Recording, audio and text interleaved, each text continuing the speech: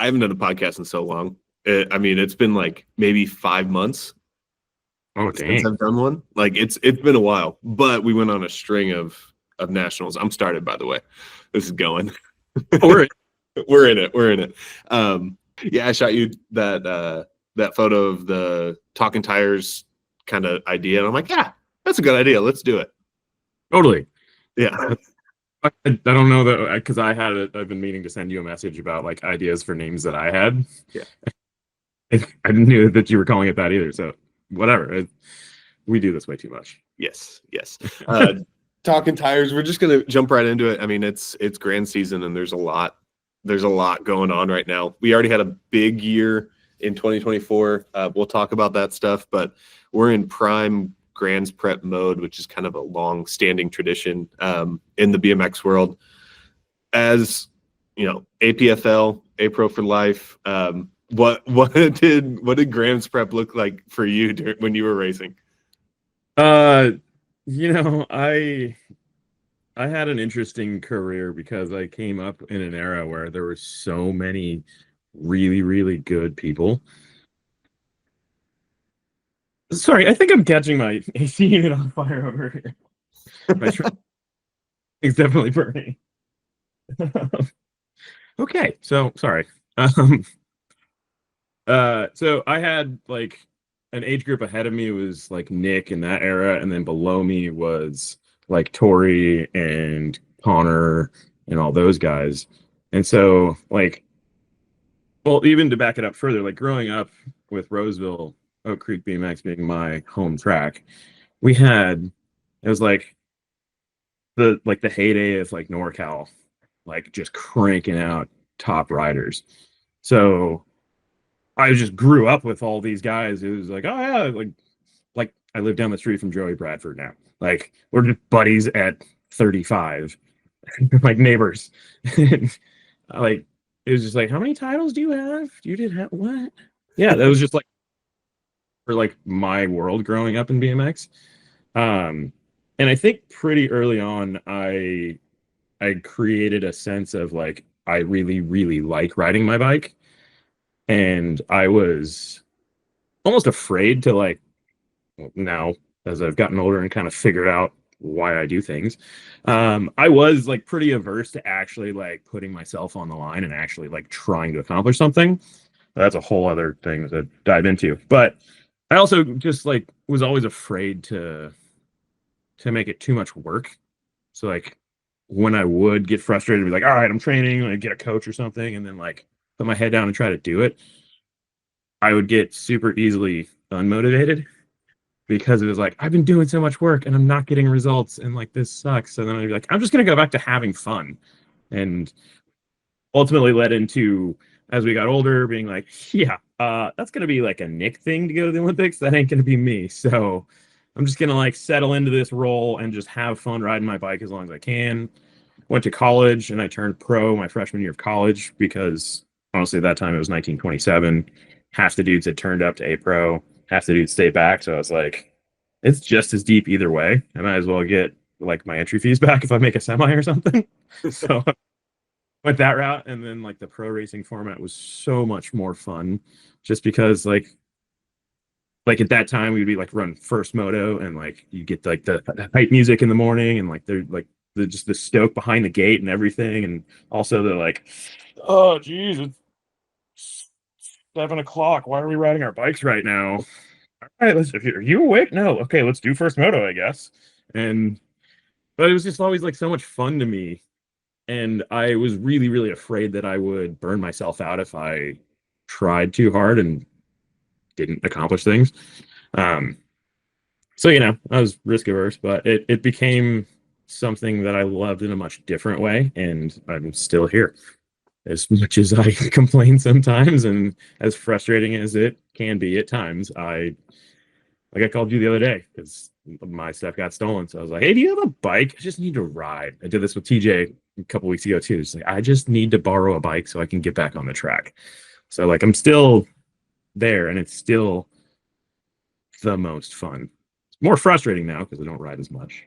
But when I get a clean like rhythm section, it's still like, oh yes, that's why I do this. Yeah. Yeah.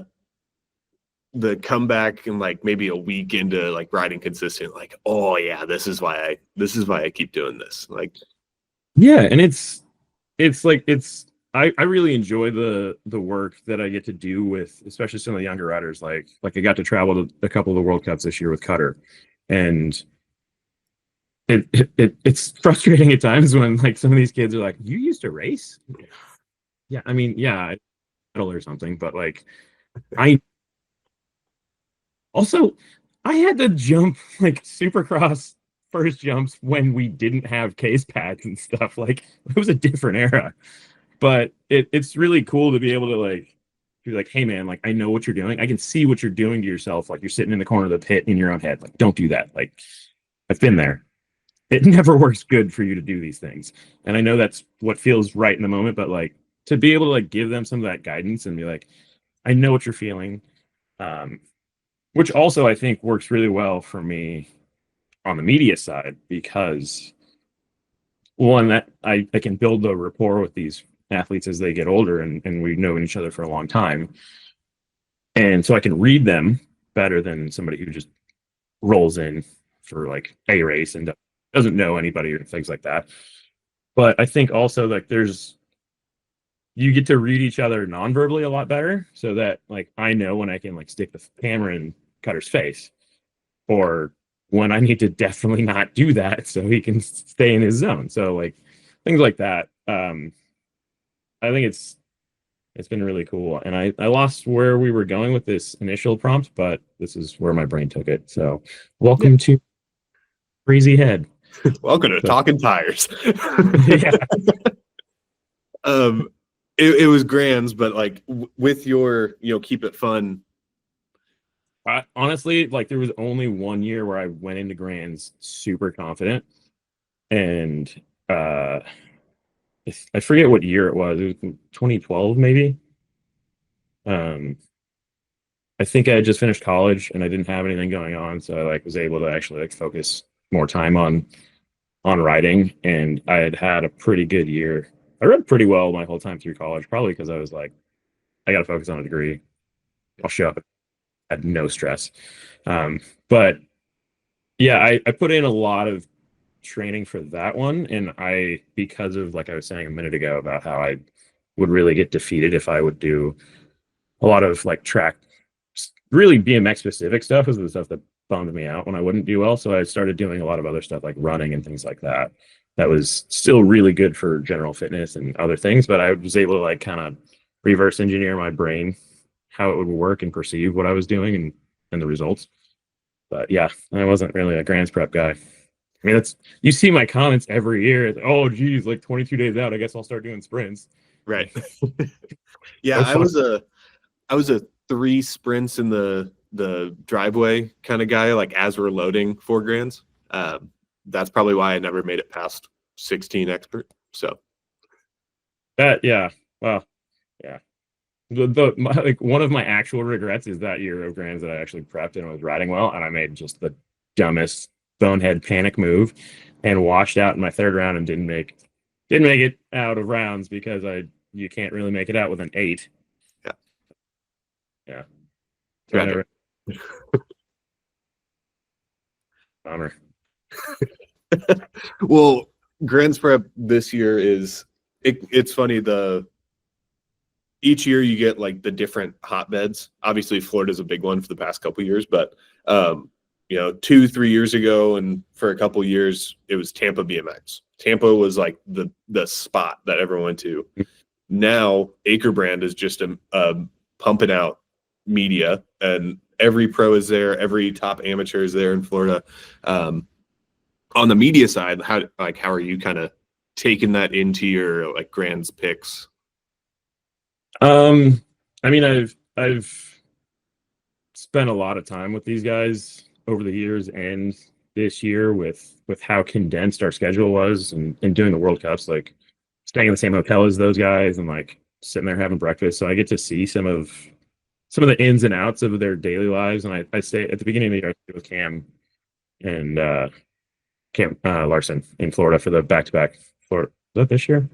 Yeah. Yeah, it's all a blur. It's so far back now. What happened?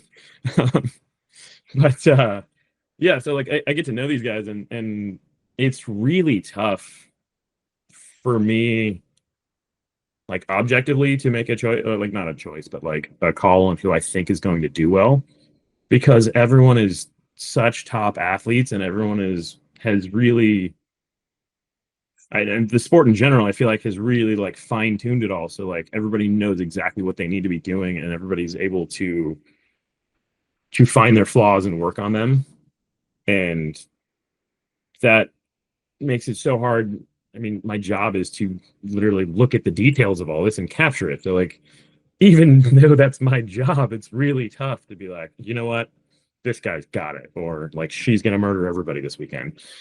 And then subjectively, like I get to know everybody. So, and I know you know this, it's like it's so hard to watch, especially big things like the Olympics.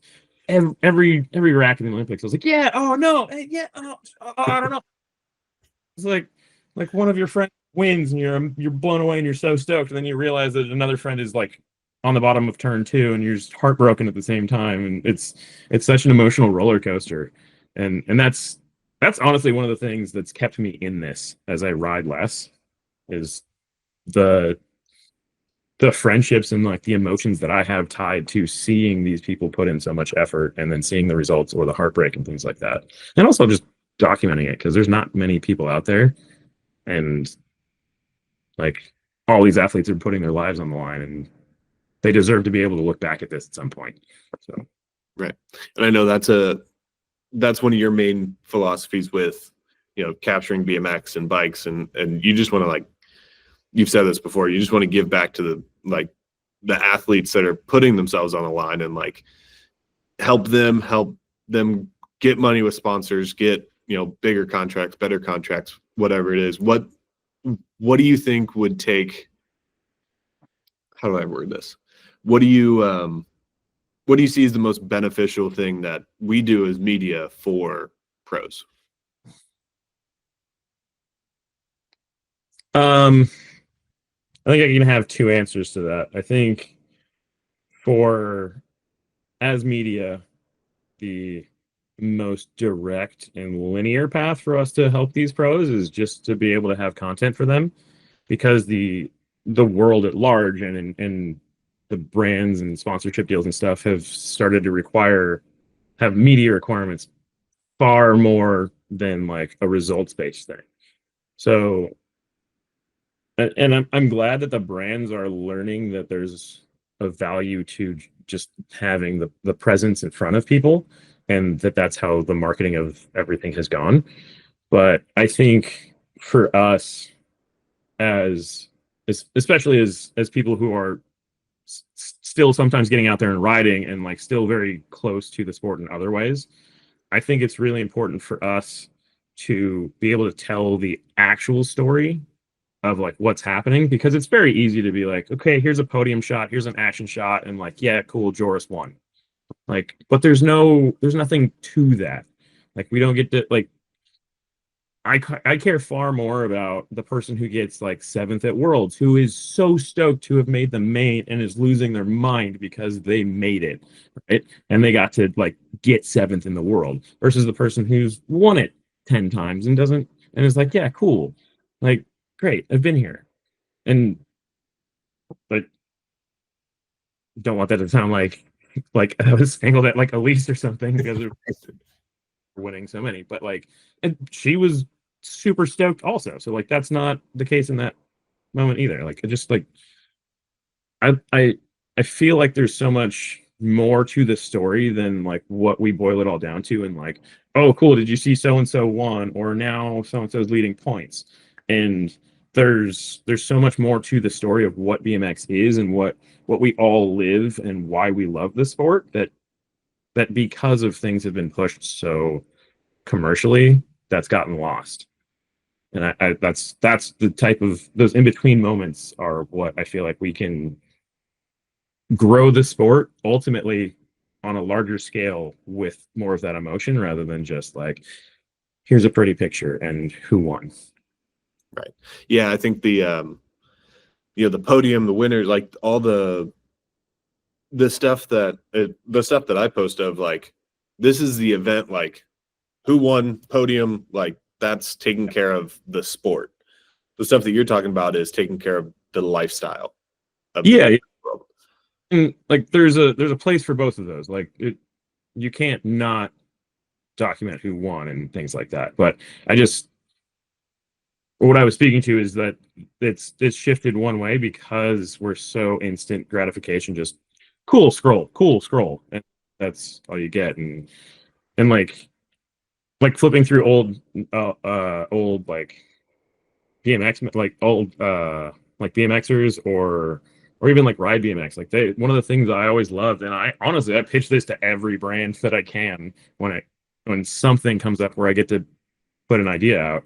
Like I want to pitch like the old like road fools type things where it's like let's throw people in a van. Let me like write the story of it. Like let me document the dude who bought a taser at the gas station and is now terrorizing everyone in the back of the van. Like yes, that is BMXers because those are those and like Rich and TJ at Tangent have like really tried to bring that kind of fun thing back with the tour that they do every summer, which I'm stoked that I get to be a part of that. But even that, it's like it's hard because the sport isn't the same as it was. So yeah, I'm trying, man. I'm trying. I just want like, and I'm also aware of like not becoming just like the salty old guy who like wants it to be what it used to be. But like I don't want the sport to lose what made it so special and just become so results based. I guess Right. like all down in my whole philosophy on like why I want to document this stuff, it would be that. Yeah, definitely. And I think we do have a good. Now he has done well this year, so this might be a bad example, but a good like lifestyle versus results is Drew Polk in his rookie season. He's been on the YouTube game, for years now. Documents every race, that does the training, bike checks, whatever it is, while not winning. I think he got 2 seconds this year, and then everything else is thirds, fourths, fifths. Like he's just kind of made the charge. And yeah, for a rookie, it's a great season, and he's got some awesome results. Great season for anybody. Better than anything I ever did. Right. That's fair. Okay. But plays in perfectly to some of those little pep talks that I have to have with the kids sometimes that are like learning how to become a pro. It's like, look, dude, like I know the format's a little bit different. You don't do 3 rounds in the main, but all I had to do was get 4. If I got 4th every lap and we were doing 3 mains, I got a podium because nobody's going to be that consistent. And if they are, then fine, I'll take that loss and the numbers of that. Like if you're consistent, you're going to get there. And Drew is a perfect example of that this year. It's not been anything like super flashy, but I think the guys who are getting those wins are aware that Drew is sitting there in their pocket and they're getting a little bit stressed about it. So yeah, I really didn't know Drew too well at all until we spent some time together during the Australia New Zealand World Cups, and we talked about video editing and all kinds of stuff and things like that, and got to know him a lot better. And yeah, he's not a very animated guy, like not super loud. He's a quieter person. I guess is a better way for me to say that. So I just didn't know much about him, and I'm too old to be watching YouTube all the time. So sorry, Drew, but like that, I didn't know you through that. So my bad. But uh, like I didn't know much, but it was cool to get to know him because he is a good guy, and I think he is a good person to have in the sport because I think he's in it for the right reasons too. yeah, definitely. Yeah, he has that kind of one. Yes, the content and his YouTube, awesome. Stoked that he started that way back when and stuck with it. But his work ethic for just like off camera, just doing the work is gnarly. He was out here for, I think it was one of the USA Cycling camps, and just joined in like midweek. And I think he repped like 30 first straights in one session. It was gnarly. Been hanging out with Nick or what? Well, yeah, he's on the Donovan Long program, getting the long treatment. Something. Well, that kind of brings us into Grands and kind of the season so far, the obviously Drew's had a great year. Cam Larson has been the points leader ever since the second race. I think Alfredo Campo led for a couple weeks with a third and a win in Sarasota, but since the Winter Nationals, Cam Larson has been on top ever since. It's been close though. It's been getting really close. I think Cam has 5 wins on the season, and then really just tried to stay consistent with podiums in this late half ever since Louisville. Obviously, Cam Wood and Isaac have been just popping them off, getting win after win. What do you see in that kind of battle? I mean, it's the two Cams versus Isaac. The first time the title will be going to not Connor or Joris in a decade. 2014 was Connor's or Joris's first title. Jeez. I know. Oh, I always forget about that until they like run their grands ad, and I'm constantly and like they're so subtle about it. They're like, yeah, we know, we don't really care. Like, I mean, Christoph's like, yeah, I won the title a bunch too. So like, I'm sure he's like, yeah, cool, put more cups on the shelf. Yes, and the cup. Yes. Like Christoph was one of my favorite pros growing up. So like growing up in that era. So it's cool to see that people are so involved still. But I think it's going to be really interesting because I mean, part of the reason we love BMX is like sometimes tracks work better for certain people. Sometimes everybody's good, and it's just who showed up on the day. And I think that's what it's going to be for these guys because they're all phenomenal athletes. They're all phenomenally motivated and focused in this. And I don't think it would be fair to say that any one of them is going to want it more than the next. I think it's just going to be whoever just is in the right place at the right time, like mentally, just like when like they're just hitting all their marks. Like, and it's not going to be that other people crack. I think it's just going to be just that little bit of a smidge more. And like having covered some of the World Cups this year and working with these guys and like being on the infield for all these races and seeing the way they are, not those in between moments where you can like see them like looking at a jump and like figuring out a line and things like that. I like all of these guys. It's going to be so close. It's so tough. Like these guys are so well prepared. It's crazy. I couldn't even like venture a guess. And everybody's had a rough year too. Yeah. It's been a roller coaster for each of them. And like I was doing some stuff specifically for Cam Larson at some of the World Cups, and it's like, dude, man, I am standing there where you go down too many times. This is not cool, man. Like I just got to be off track for your moto. I can't be on the track because you're gonna collect in my feet. Yeah, and you and I were both doing it at the finish line for the Tulsa World Cup, where it's like the crash. Oh no! Oh yeah! Like, oh geez, everybody stay up. And then just like, who survived? Oh, the chaos. Like it's gonna be so tough, and like. And we try really hard to be as unbiased as possible in this, but like I was saying earlier, like we're friends with all these guys. we're not cheering for any one person. We're cheering for everyone, and it just happens to fall out how it does. Like we don't want to see anybody do poorly. Yeah, yeah, and I'm gonna throw some stats to make my mind a little easier at making a guess for grands. So this year alone. Isaac has 4 wins. None of them have been on day 2 of racing. They have all been on day 1, never on day 2. Now, Isaac has never won he did win Pflugerville in Texas. He did win one day, and that was technically not a big hill race, but not really a small hill either. It was a 5-meter.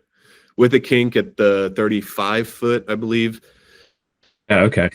So it doesn't have the same feel as a Phoenix win.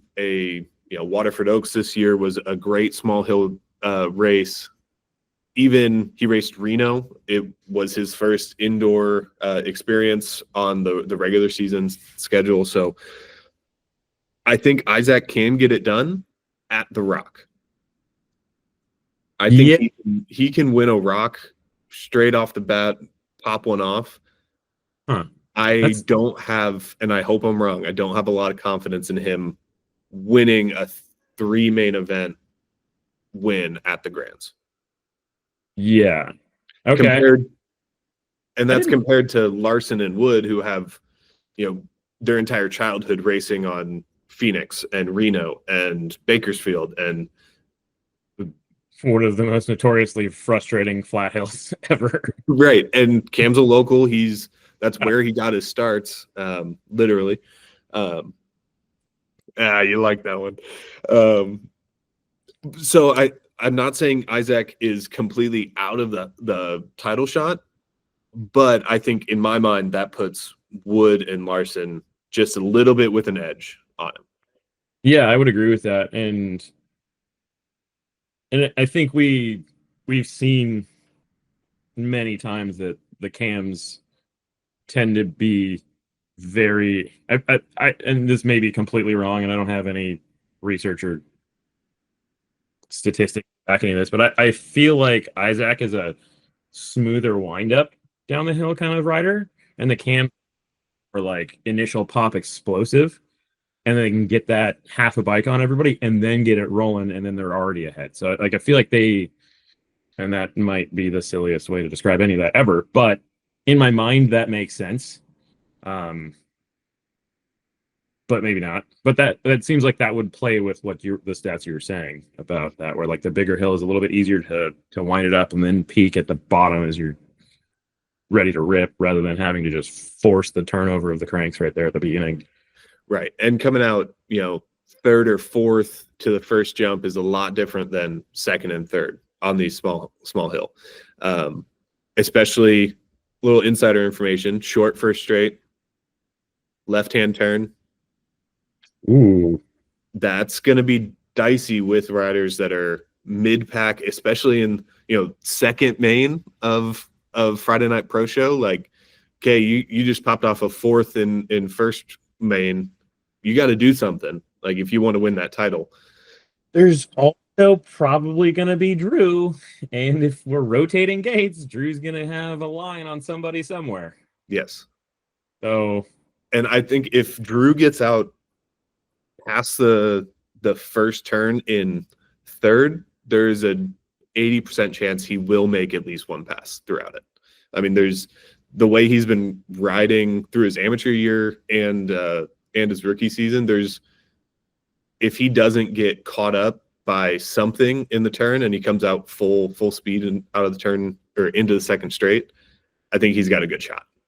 Yeah, gets the Josh Smith and I used to have a joke about getting caught up in the turns. It actually came from Grand when we had water jumps. There's like you just get caught in the pack and you're like trying to pick who to follow, just like red lights and green lights.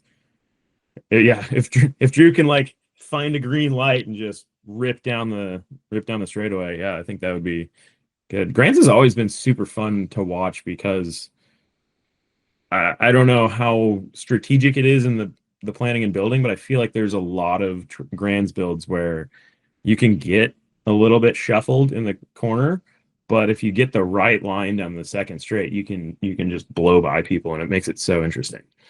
Yeah, I was actually talking to, funny you say that, I was talking to Billy, the track builder, Billy Allen, and he purposely mellows and shapes straightaways angled based on where they're coming out of. So obviously the first jump will always be a little bit skewed towards the outside to make it a little easier for gate 8, but he even does that on the first jumps out of turns, and will make sure there's an extra foot for the white line so you can battle back if you get pushed out.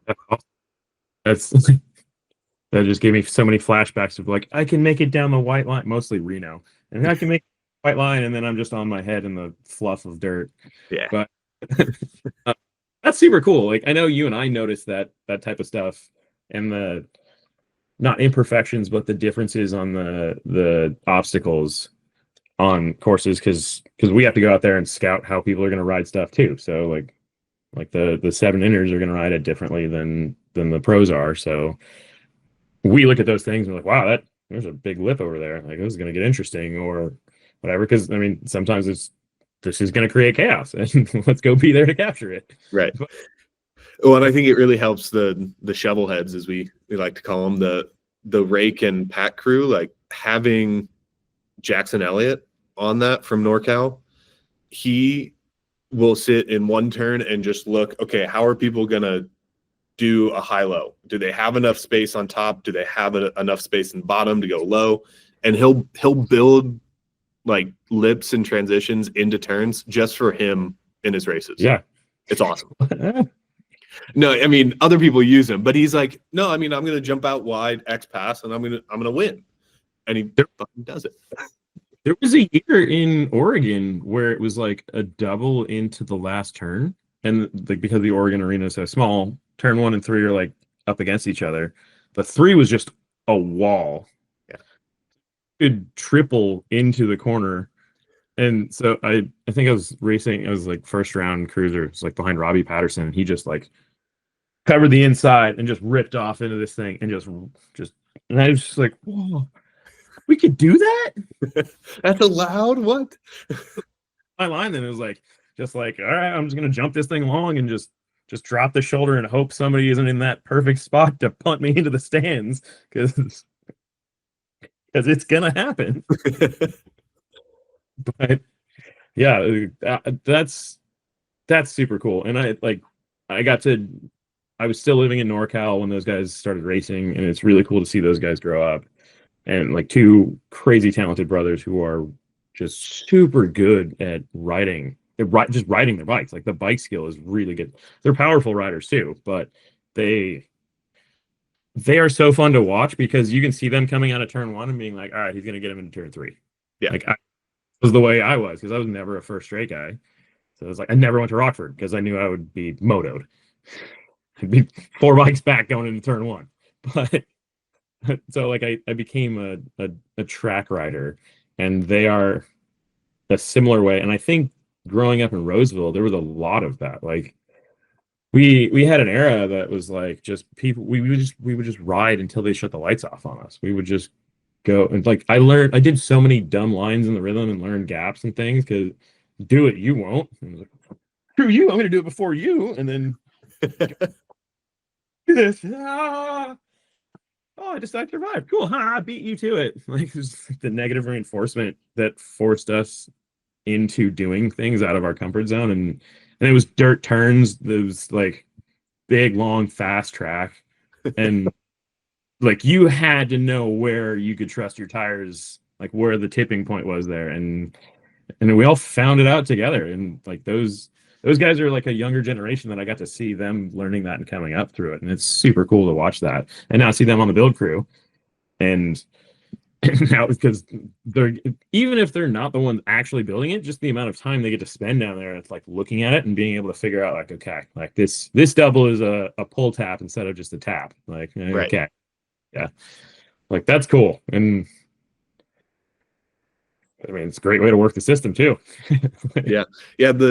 That's one of my favorite parts of Grands every year is build starts Thursday, this Thursday. So then to Tuesday of Grands, dude, it's coming quick.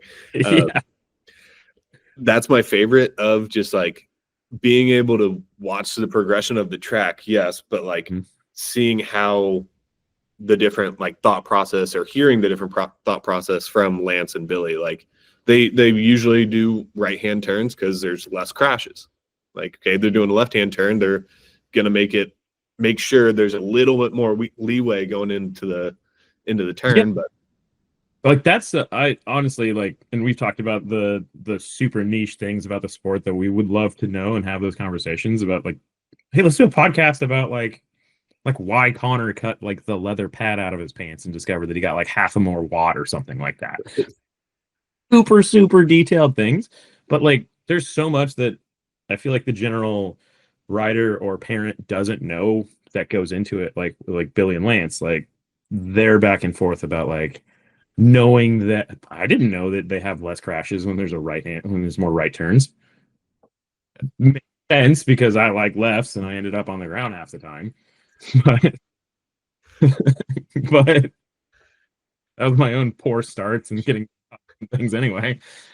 But that's something that I would love to know more about. Like, okay, like do you guys have, because like we're such a like grassroots sport that we don't have the like ESPN stats popping up like live time. Like you've got to go in and be like, hey, who got what last year in this race, and like actually tally the stats and things like that. And I it's there's so many people doing that for their little corners of it, like the builders, that I would love to just sit there and just like pick their brain about things like that, because we don't know.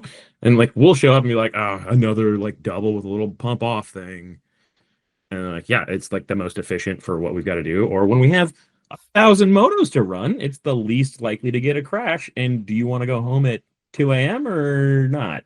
So Yeah. like, Oh, you wanted a triple? Well, this double step down helps 9 novices be able to get up the jump 30 feet away, and that yeah, saves 2 hours on the race day. Like those little things of like, yeah, we want a great track for the title chases and the pros and everything like that. right. But that 7 novice, when I rolled up to, I think it was the 2006 Grands, and I was 10 intermediate, like I was stoked because I could actually ride the track. There was a double that I could jump, and like I was stoked. And that's what I always think back to when different people are saying, novice intermediate, just get out of here. No, man, I like them.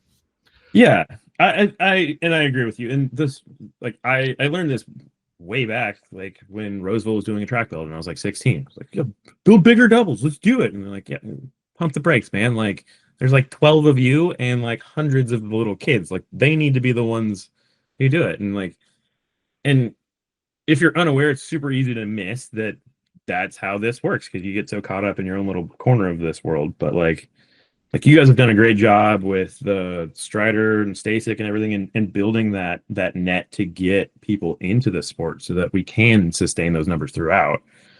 I feel like people forget about that. And I get frustrated when I would be like, all right, sweet, warmed up, let's go.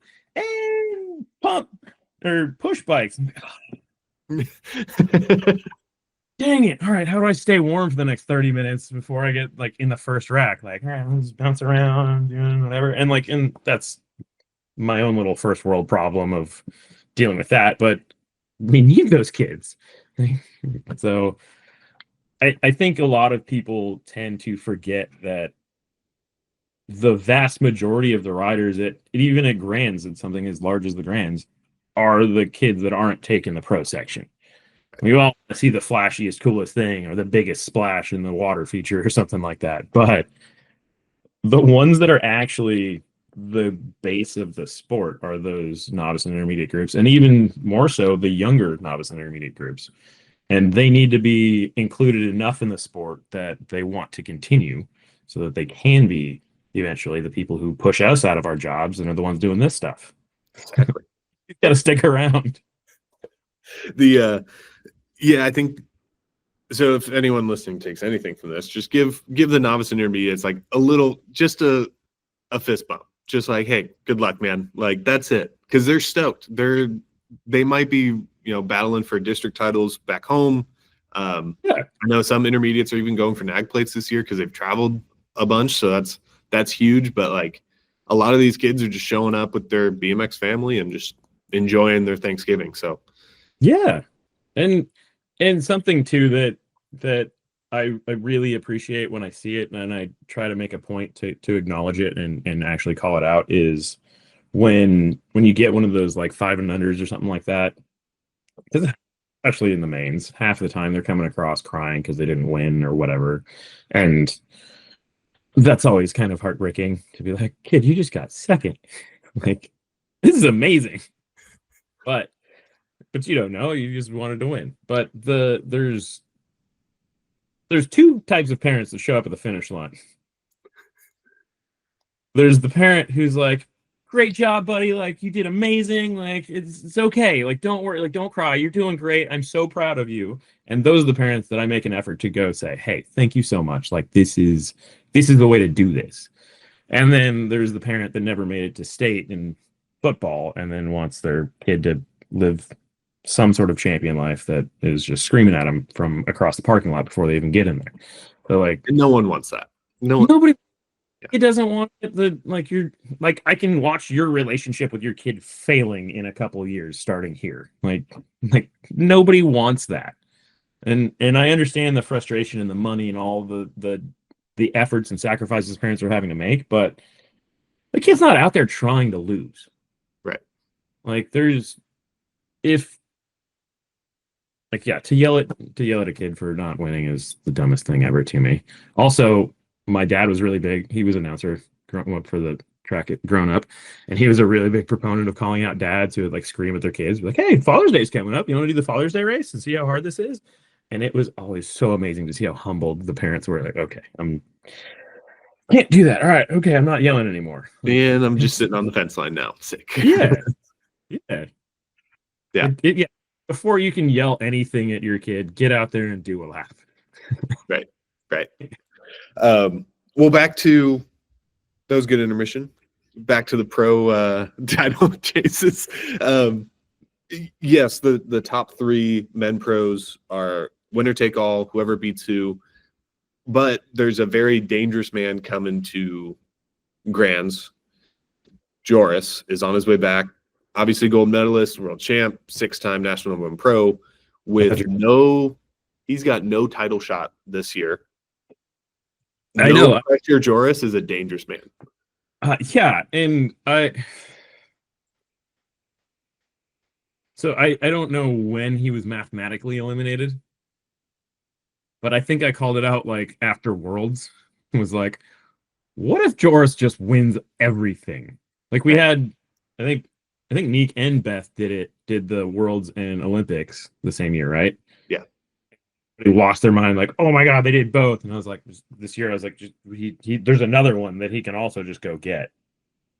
And he's proven that he can more than anybody else. So I was kind of sitting there like, is anybody else like getting excited for this? Because that would be insane. But also, if I won the Olympics, I wouldn't care. Right. Like, we'll see you later. I'm not even gonna go. I'm gonna go on vacation for the next 6 months. But I mean, he's an absolute racer. Like, I remember years ago there was that just mud fest in Phoenix. Oh yeah. Where people were like washing out and then sliding all the way into the corner because it was just so wet. It was just super slick. And everybody was just like throwing a fit and just pouty and wet and cold in the pits. And we were like on a rain delay or something. And it was just like, this is so dumb. Like, we need to cancel this. We'll do it in the morning. Like, what, anything else, right? And Joris is just sitting there in the pit and just like, I'm a racer. If this is what we do, this is what I do.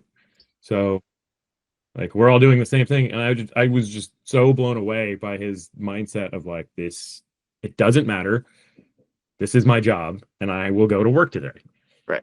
It was just like so crazy to me that he was like so stoic and so dedicated to delivering a result that it didn't matter the circumstances and he wasn't going to let any of it get to him. And he probably won because honestly, if you're going into that gate like that, you've got everybody else beat. So yeah, it's a good mindset to be in. But yeah. Exactly. Mine's usually the opposite and trying to crack other people. Oh yeah, you're the talker in the staging behind the hill. And I legitimately, as we racked up for a semi one time, told people I needed gas money to go home, so I needed somebody to take a dive so I can get in the main. Did it work? No. Okay. I did get in a few people's heads though. I would not over the top, but I would kind of mess with people, especially if there was like their rookie, like Colin Hudson. A whole weird day of racing it was. So Colin turned up and was just murdering it. He was doing super good. The only reason people don't remember it is because Sam and Elise were also on red line at the time, and I was like, Sam won like everything for like 9 months, and Colin had like a 24 out of 26 races win streak or something too. Anyway, he turns up, and I know that he's just going to destroy me. I'm not even close. I was the cut. Get, I think it was Tommy Fernandez held me on the white line. It was Utah on the white line until we got to the asphalt of the turn.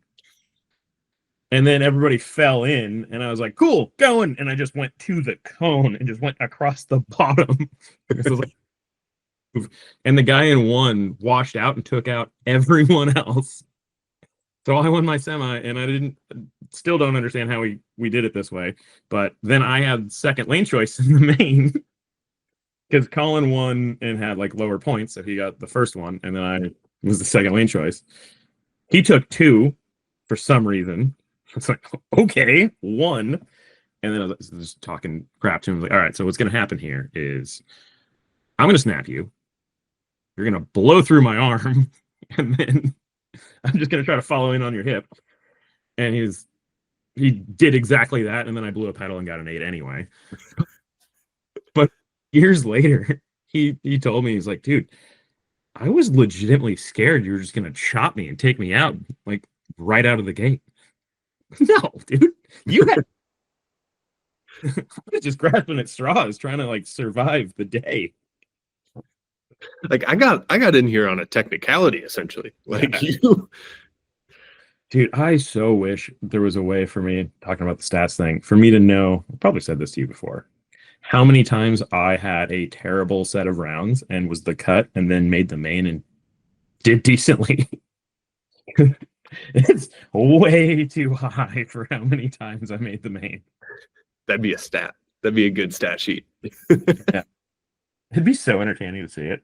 Or I'd go like 2-2-1 in rounds, and then just like 8 in the semi somehow. I had a lot of those too. Like, Yeah. I can't do a whole day. I got the first 2 unlocked though. Sometimes, every once in a while. But if I could be healthier and fitter longer in the day. Oh. Huh. Not our style. Yeah. Well, I think you got to get to brunch, right? Yeah. They haven't kicked me out of the hotel room yet, so that's good. Good sign. I can go a little bit longer. All right. Let's do one last thing. Obviously, we talked about the guys. The women's point chase is not as heated, but it is possible. Elise maxed out for the second year in a row going to Grands. The only one to do it since we've changed the point system. Maxed out at 800, looking for the 200, a block at Rock, and then a 200 at Grands. One behind her is Peyton Ridenauer, who, if she podiums at Rock, and then I believe if she wins with one person in between her and Elise, can grab the title. Ooh. So I say that because Molly Simpson also had a great run at the end of the season, won Grands last year, like the race day. Yeah. Obviously, Elise won the title, got her 11th, on the charge for her 12th. But there is a possibility where Peyton and Molly go 1-2, Elise in 3. And it's not a far-fetched result. No, and most of the race days or most of the race weekends this year, it's been Peyton, Delaney, Molly, and Elise up for the win. Lauren had a good stretch in the beginning of the season with some consistent podiums, took the points lead, and then Elise took that away from her after Worlds. But like it's definitely a possibility, and we've seen. I was looking back, and I don't know, I don't have the exact stats, but Elise in the past 10 years has, I think, split 50-50 winning day of Grands and not winning day of Grands. Still getting the titles, but she's several things there. One, we fully are just disregarding the fact that she just won the title. Right. But that is a bananas stat to go 50-50 on winning Grands. Yeah. That's a big deal. Like not Not like doing well, like made the main, like that. Making the main 50-50 is an insane stat. Yeah. It's just one or anything else is crazy. And I bet it's probably even more insane if you went with the podiums. Oh yeah. I mean, podium day of podium. I mean, it's got to be It's 8 got to out be. of 10. And then Yeah, the overall podium is what really shocks oh, me.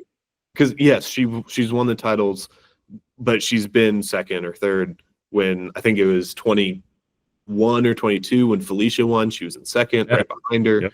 Um, Yeah, that one was her close. her and Lauren have been in that top 5 for Mhm. damn near a decade. Yeah, I really want to see Lauren get something there because she's been knocking on the door for so long, and I was so stoked when she was like leading the points this year in a similar way to Drew, like not the flashiest results, but like just consistency, and that's kind of Lauren as a writer, anyways. Like just like I'm here to do my job. I don't need to draw that much attention to myself. I'm here. I'm doing my thing. Probably going to be on the podium. Like if if I were to put money on anybody for podiums, it'd be Sylvain and Lauren. Like, Yeah. at least every time on that bet. Right. Yeah. I mean, it's a gnarly run from the both of them. And like, I don't think Lauren is in the top 5 right now. I think she's going to have to battle back for that top 5, which is Oh, exciting. geez. Well, yeah, she after the Olympics, she just kind of took some time off. I was talking to her a little bit about the whole shot challenge, Oh yeah. and yeah, we'll figure it out. About her, she's so fun. Um, but yeah, that's crazy. Yeah, that's a gnarly one, and it's gonna be a fun one to watch. Yeah, part of me hopes that Delaney or not, yes, Delaney, Molly, and Peyton, Yeah, all 3 of them. I hope one of them wins the Rock, just to spice it up. I mean, I love Elise. I love how dominant she is, but just to the excitement factor, I want it to be a perceived, oh, she didn't do well this day. We'll see how it goes. Like, yeah. even if it was just she blew a clip and it was this freak thing.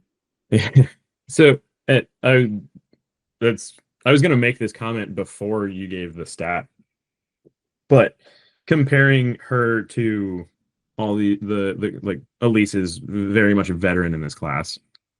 Um, but comparing her to Delaney and Peyton and Molly, these girls that are coming up and really, really doing well, and all the others too that are doing great. I think the thing that you can never count out about Elise specifically is that none of her previous laps matter. Yeah, She has the ability to just lock in and deliver when she needs to, and that's comes with decade more experience, being that much more familiar with loading up into the gate for another night show, for another just main or another World Cup or something like that. Like she can just like put her head in the right spot and deliver. And that's something that I've seen some of the other girls kind of fall apart. And that's totally fair. Like they're younger in it. They haven't had nearly as much experience, but I think that's where you have to kind of bet on Elise for those. As much as yeah, I don't want it to be as one-sided, but I feel like if they all had a bad lap, Elise is going to come out on top in the next one because she's able to disregard the previous situation and just start fresh better than everybody else. yeah. Her bounce back laps are like far none way better than anyone else Yeah, in all of BMX. Like, I don't think, even on the yeah, men's side, I don't think anyone can just shut off what just happened and get ready for the next one like Elise can. yeah. I can't think of someone on the guy's side that is that consistent in the bounce back. Um, and I'm glad you brought that up because I forgot to mention it. I think that's going to be one of the biggest things for the men pro title with those 3 Yeah, pros. If they're all feeling confident, someone won on Rock and then is coming into the grands and Joris just blows them, like just yeah, blows them out of the water. Are they going to be able to mentally stay in it for that title chase, not just the race day. That's a good point, because I was just now realizing, I mean, you mentioned their names earlier, but I was just now realizing that there's been drama through that whole group of three. So not only is it them fighting for the title, there's also a little bit of egos and history between them as well. So, oh man, I might have to put the camera down and grab some popcorn for this stuff. Right. I'm going to the stands. I don't care. Hey, Gmo, you got this. All right, I'll watch the. Right. No, man, it's gonna be exciting. I'm stoked for the year or the year end. Like I said, Thursday track build starts. Wednesday I'll probably put the track mock-up out, so we'll see how people take that. Don't know the jumps yet, but the layout is gonna be exciting. So do you get a pretty consistent like love and hate on those things when you do it? it's usually hate. Yeah, no. Well, that's social media. That's going to happen. I think if anything, it's just like people are bringing back like, oh, 2014 was the best. You should have done this feature on this track, and like, yeah, absolutely. But I don't run loaders, and we've lost like probably a straight's worth of dirt since 2014. So like the dirt amount isn't the same, and like, yeah, we'd love to do a berm jump. We don't know where that dirt's going to come from, though. Like, I gotta stop sliding into the fence over there so I can stop taking dirt out of the arena. Exactly. Everybody stop face planting. Stop taking it home with you. We need to. Yeah. No, I think it's actually, I think it's at HQ. Like, I know we got some dirt, but I think we stole some. Which I don't know if I should put that in, but I think we stole some dirt. The most redneck in BMX crime. Oh yeah, we stole a couple truckloads of dirt. Was it? Oh well, I thought. I don't know. Like I knew that the dirt stayed there, but for some reason I thought that was like your dirt. It definitely stays at the expo. I don't know if we completely own it or if it's just like set aside. Like this is the dirt that we use for BMX. This is the dirt we use for Chili Bowl. Like all the different things. That wouldn't make sense. There's no way that they would just store dirt for different. They would just be like, "This is our dirt." We use it. Yeah, I know there are at least two different dirt piles. The Chili Bowl dirt's super clay heavy, like not a lot of sand and silt. Ours is silt and sand heavy with not a lot of clay. Like, sorry. You know how much nicer it would be to build a step on the backside of a turn if it was clay? Right. Yeah. That's what it is. It's us bringing it home in our shoes from just burying ourselves to our hips on the backside of a corner. Dude, you're totally right. Holy shit. I didn't even think of that. Like everyone walking through, bringing dirt over 2 decades. Like, yeah, just painting it out into the yard. Everyone clearing it out from their nostrils too, from inhaling it all weekend. Except for and that he started wearing bandanas. Yeah, I think Neti Pot is going to be my go-to this year. Yeah, I learned that one a long time ago from Nick. Yeah. I moved away from that and I started just buying the saline like spritz just to like just leave it on the desk in the media tent and just like keep yourself fresh. So yeah, that's a sneaky. It fits in the camera bag pretty well too. Solid. I put it on the grocery list. Oh wait, it might not fly though. I don't have to. Well, cool, man. Talking tires. Yeah, actual tires, but I have some. Same. Don't know where, but yeah. Shout out to Tony D for being my last tire sponsor. Yeah. It's funny when I brought that name up, I was like, we should probably have Tony D on this to like talk tires. Actually, I learned a lot about tires from him. He's a really knowledgeable guy on a lot of different topics in BMX.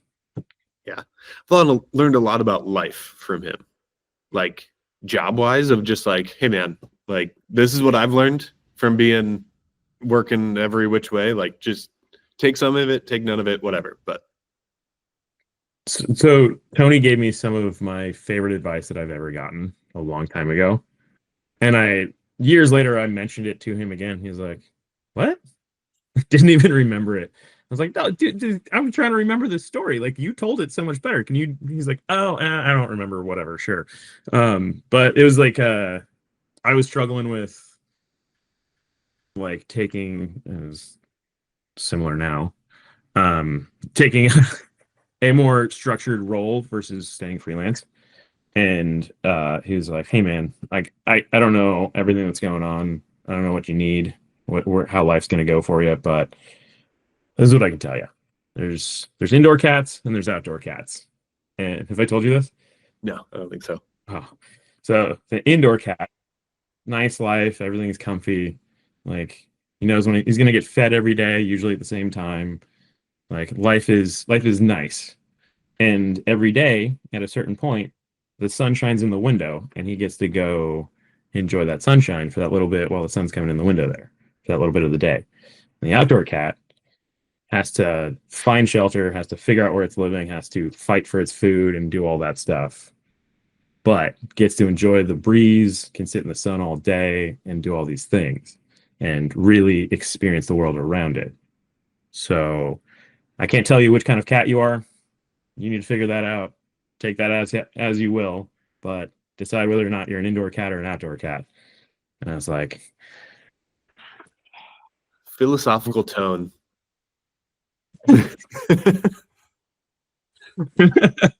Fucking guy. I love that yeah, dude. Oh, yeah, he's so good for stuff like that, and he just like fires it off, and like it's not like something he's got to think about. Like that's just how he is. yeah. So yeah, Nice. outdoor cats, man. Astronauts and astronomers, if you're a Jurassic Park fan. Ah, there we go. All right. Really, yeah.